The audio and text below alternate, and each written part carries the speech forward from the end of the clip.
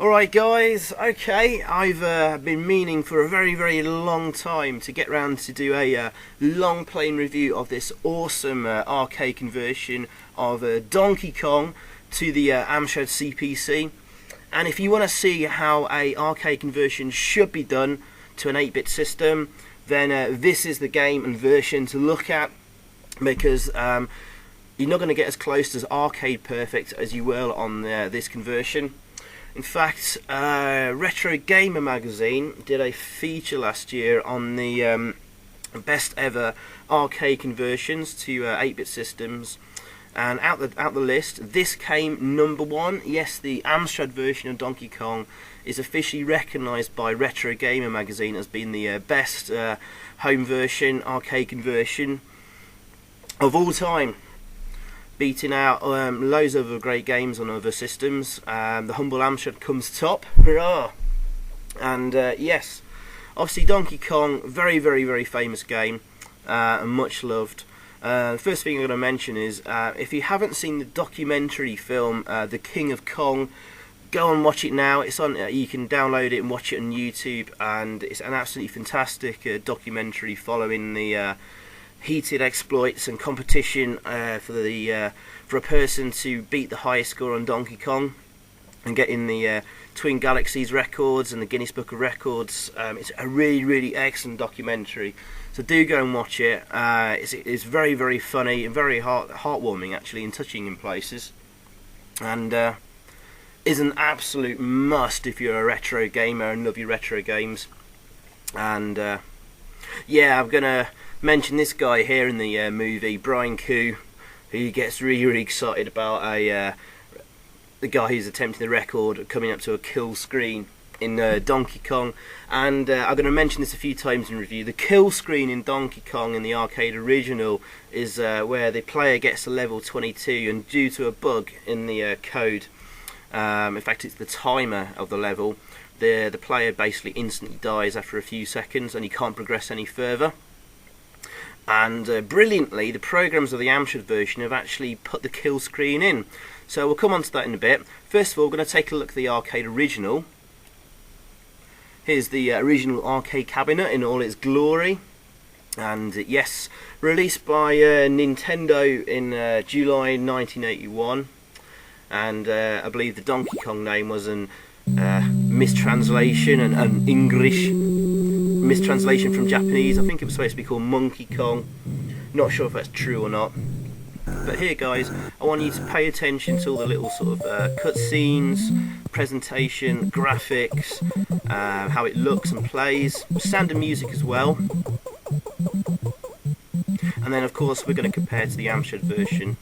Now of course this was massively popular, as you know, and even still is to this day.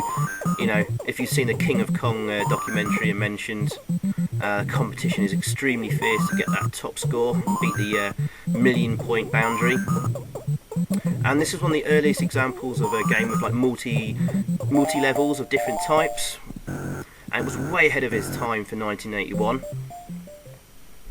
And well, the Amstrad conversion followed in 1986 from Ocean Software, programmed by a team called Arcana Software Design.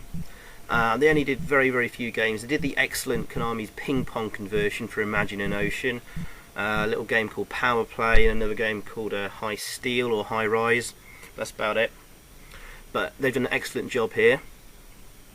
Now they are listed. Shame they didn't do many more. But yeah, this looks just like the Donkey Kong screen in the arcade. So let's start this up.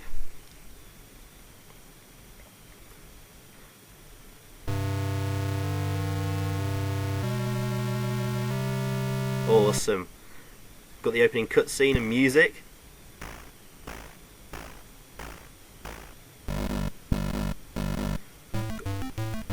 And the other little cutscene and Donkey Kong growling as well. So let's see how this plays.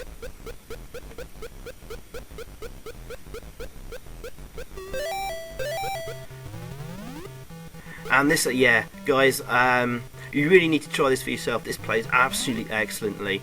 Not only the graphics fantastic, it's got everything you'd expect to find in the arcade.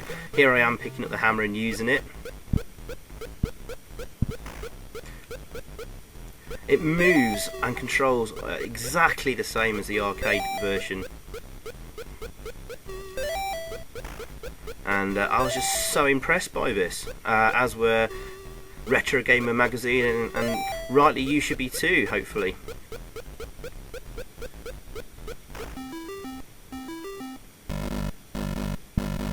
And yeah guys, everything's there. Now in the arcade original, I think it jumps to level 4 rather than this second level the first time round, but we go straight to the pie or cement factory. A few little items to collect if you want to get bonus points for the for your princess and lady at the top there.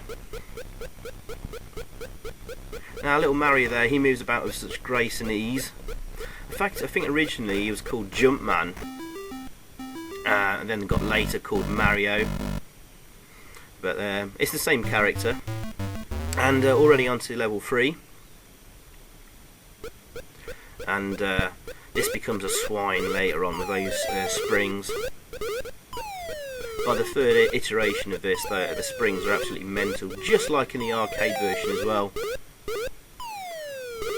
Now on this loop round, basically there's 4 levels which loop around each other and get progressively harder. This first level of the 4, we're going to try and collect all the items. See, even Mario can jump backwards there, just like in the arcade original. We're going to get that handbag for our lady. And of course guys, precision controls and absolutely precision collision detection is absolutely key, as you can see there by positioning Mario there to let the springs bounce over his head. And they've got it absolutely spot on, absolutely perfect. Now true, this is a simple game, but there are some really horrible Donkey Kong conversions out there, officially released ones especially, and quite a few unofficial clones and stuff. And really, it's not a hard game to get right. But believe me, there's plenty of companies have struggled on systems that probably are a little bit more powerful than the Amstrad here. Now, the only sort of minor complaint I do have with the graphics, as you can see sort of there, is there is a bit of sort of like colour clash against some of the backgrounds when you sort of climb up ladders, or things move against Donkey Kong like the flame there. But really, I think we can live with that quite easily.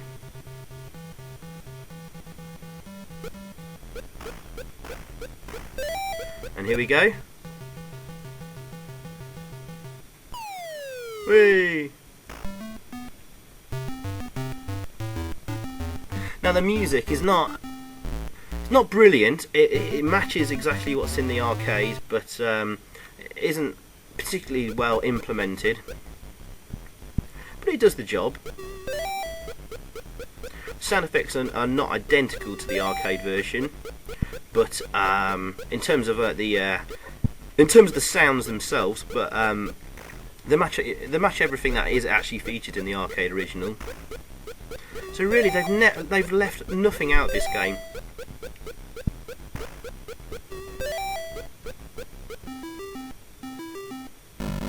Obviously, you got the bonus ticking down there in the top right. I suppose that's kind of like your timer. Actually, I'm not actually sure what happens if it reaches 0. Do you just get 0 bonus points, or do you actually die? I'm not quite sure actually, because I never let it run down that far. And bear in mind, on this level you've got conveyor belts and ladders that move up and down. You can actually finish this level pretty quickly if you're fast. And I'm going to start ignoring picking up like all the bonus items, like the umbrellas and hats and stuff, because I just want to get through this as quickly as possible, because, you know, basically it's the same levels again and again. And you notice the springs are now coming a lot faster. One spring's now starting as the other one's finishing off. Now, the only other niggle I've got in the game is occasionally, if you're at a standstill and need to jump left or right, it can be, I don't know, randomly occasionally can be a little bit unresponsive. That's only if you sort of stood still, like on those small little platforms you saw me jumping up there. And occasionally Mario's walked off the edge and died instead of jumping, and that may be just my own fault, but I think I've mastered it here. I usually just move very, very slightly and then press the fire button very, very quickly, just to ensure that he does move and jump at the same time. There you go, you can jump backwards, as I mentioned. But other than that, the controls are really, really tight and responsive. Again, that's really, really essential in a simple platform game of this type, but something that requires a lot of precision, a lot of very tight timing. Oh, we get a little bit different music as well.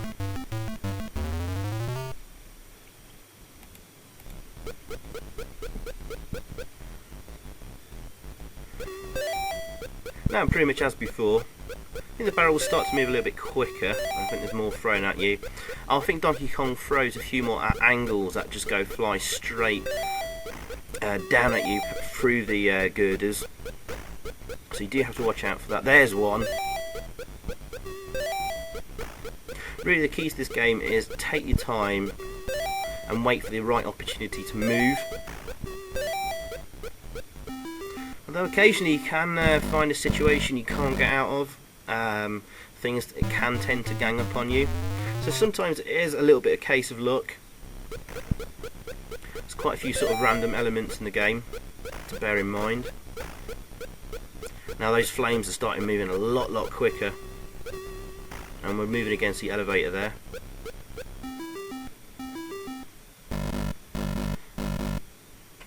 Now, I'd mentioned previously about the Donkey Kong's kill screen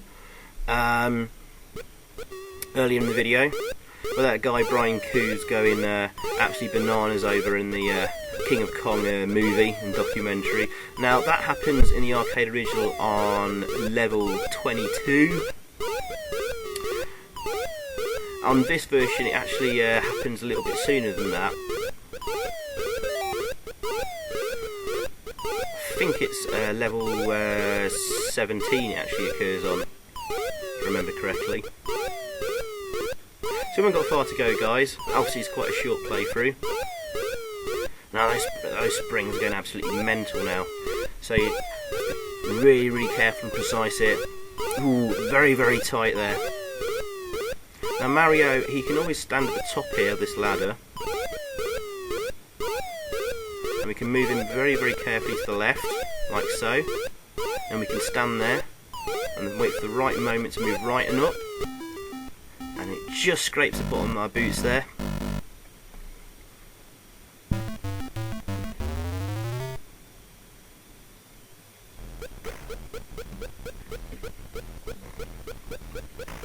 Now my favourite method here is just to take out all the what are they called, bolts holding up the girders to the right of the screen, moving upwards, leaving myself with a hammer at the top here, because I find that a lot the flames often appear more lightly from the top. Now I don't know whether that's true of the arcade original and all the little tricks that all those other little tricks that Donkey Kong experts have worked out to control the game. Oh nice, all those flames are kind of trapped there now. As I move down they might start following me down a ladder. See, there they go.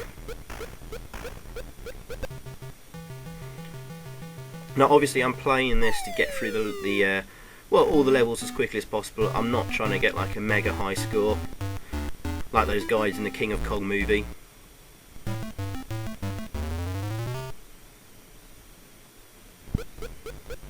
Right, yes, level 4. And really only four more levels to go, guys. Well, 4 more sections. And things start getting a bit crazy now.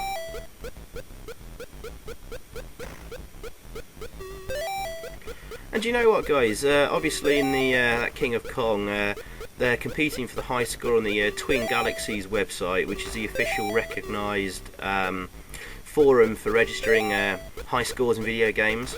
I thought it was arcade only, but I've noticed that actually there's an Amstrad CPC section on Twin Galaxies.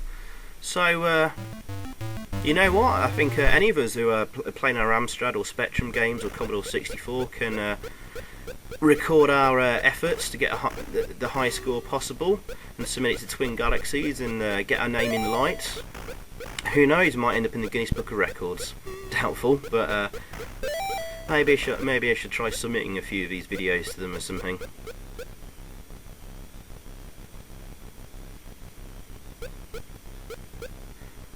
Especially maybe this game,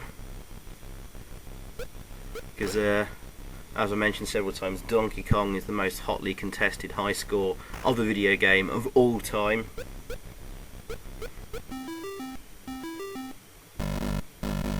But yeah guys, back to the Amstrad version. This is absolutely brilliant. Love it to bits. Really, for me, it's 10 out of 10 as a score, because you can't ask for anything more. I don't want them to add anything extra from compared to the arcade game. I want the arcade conversion to be exactly like the arcade. I don't need any extra bits added in, and they've done an absolutely fantastic job. Ocean Arcana software. Ooh, this is really tight here. And a shame it's that the Amstrad version of this hasn't been recognised as much as it should have been. I never seem to see it for sale in shops much, and it never got released on budget on Ocean's Hit Squad label. Perhaps Nintendo sort of pulled the license from them. Okay, so move very slowly to the left here. That's how you beat this. Then move left. You can just watch yourself very slyly and slowly. And if you time it right, there you go.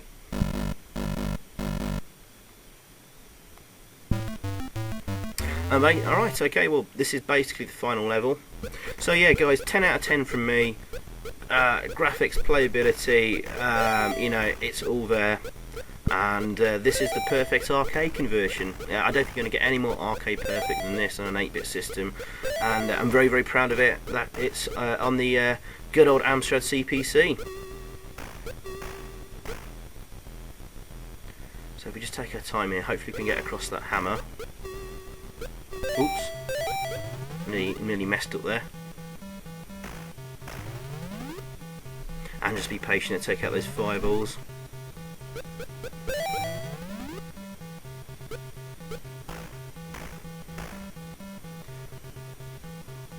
You've got to watch out for a couple of those flames there. Hopefully that one's moving up good. Oh, to get trapped there. Just got one underneath us is going to be a bit of a problem. Oh, he's moving up. So if we're quick, and that's it. Yes, we've done it. That is the long play complete. Mario's got his gill, and well guys, guess what? It's time for the kill screen.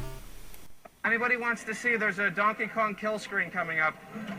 There's a Donkey Kong kill screen coming up if anybody wants to watch. There's a potential Donkey Kong kill screen if you want to watch. There's a Donkey Kong kill screen might be coming up if anybody wants to see it. Hey Todd, if you're interested, there might be a Donkey Kong kill screen in a couple minutes. Yes, shut up Brian. Anyway, here's the kill screen. Whee! And just like in the arcade original, basically Mario snuffs it after a few seconds. Until all his lives are gone. And I think it's really cool that the programmers of this conversion have actually put that in and knew about the kill screen. Even though this happens on what, level 17 and not 22 in the arcade original, but I think it's a really nice little touch to put that in. Of course, there isn't really an ending for Donkey Kong, so just do what the arcade version does. But yeah, so well done Ocean, well done Arcana design, and absolutely fantastic conversion, as arcade perfect as you're ever going to get. So well done the Amstrad, and I'm really proud of this, and I still love playing this game and version to this day. So 10 out of 10 from me. I've entered my high score there. I don't know if it's going to break any world records, but hey, and go and watch King of Kong. The full movie's still on YouTube, so watch it before it gets pulled down there. and to see more of the antics of Brian Q and all the creator characters trying to get the Donkey Kong world record. But anyway, thanks for watching guys, I hope you enjoyed, and see you on the next video.